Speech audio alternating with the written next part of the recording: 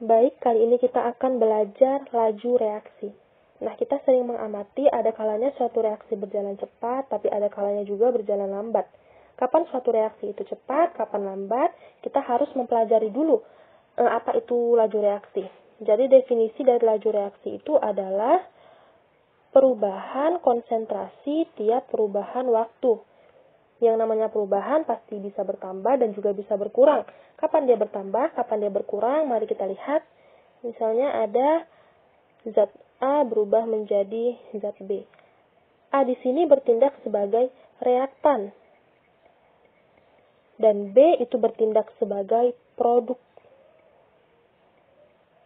Nah, jadi logikanya zat A itu semakin lama pasti akan semakin berkurang. Kebalikannya, zat B itu pasti semakin lama akan semakin bertambah. Karena dia merupakan produk hasil reaksi yang akan terus-menerus terbentuk. Pasti dia akan semakin bertambah konsentrasinya.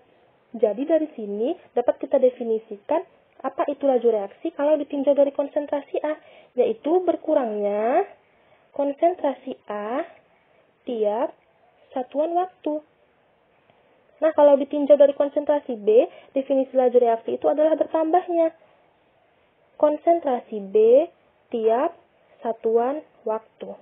Nah, jadi tanda negatif ini menunjukkan dia terus berkurang konsentrasinya dan tanda positif menunjukkan terus bertambah konsentrasinya. Jadi, reaktan itu konsentrasinya terus berkurang tiap satuan waktu, produk itu terus bertambah konsentrasinya tiap satuan waktu. Nah, maka kalau ada grafik itu gambar grafiknya seperti ini ya. Nah, ini grafik konsentrasi A terhadap waktu.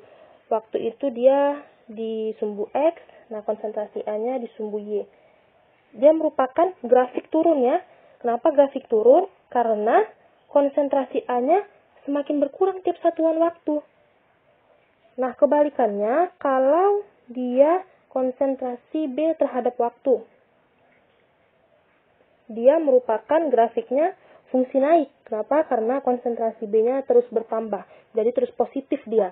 Beda dengan yang A, dia negatif karena dia selalu turun tiap satuan waktu. Nah, jadi misalkan ada 2P ditambah 3Q2 itu menghasilkan 2PQ3. Nah, di sini P dan Q ini kan bertindak sebagai reaktan, P dan Q2-nya. Nah, sedangkan PQ3-nya bertindak sebagai produk. Maka, sudah pasti P dan Q2 ini konsentrasinya akan semakin berkurang, akan terus berkurang. Sedangkan P Q3 ini konsentrasinya akan terus bertambah. Jadi seperti itu.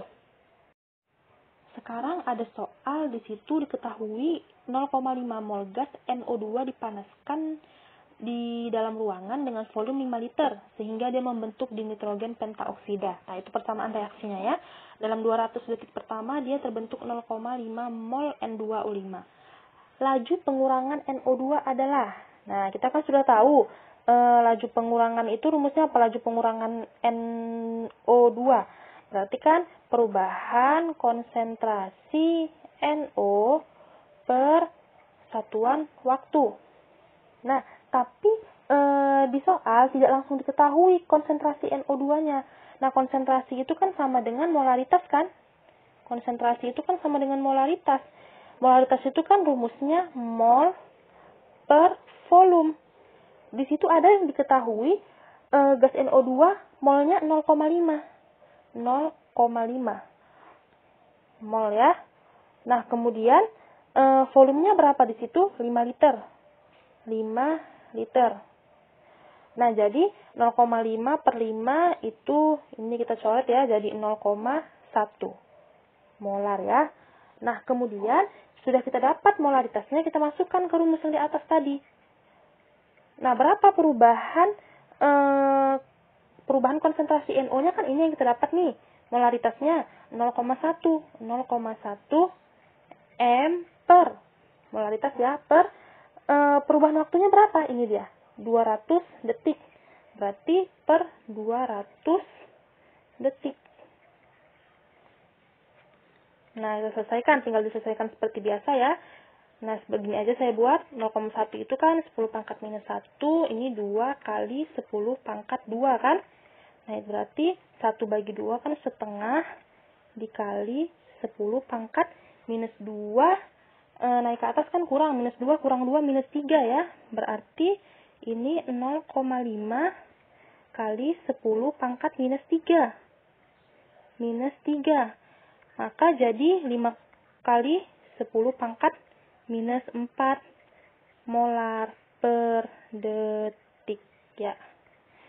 Nah, saya rasa cukup mudah ya penyelesaiannya.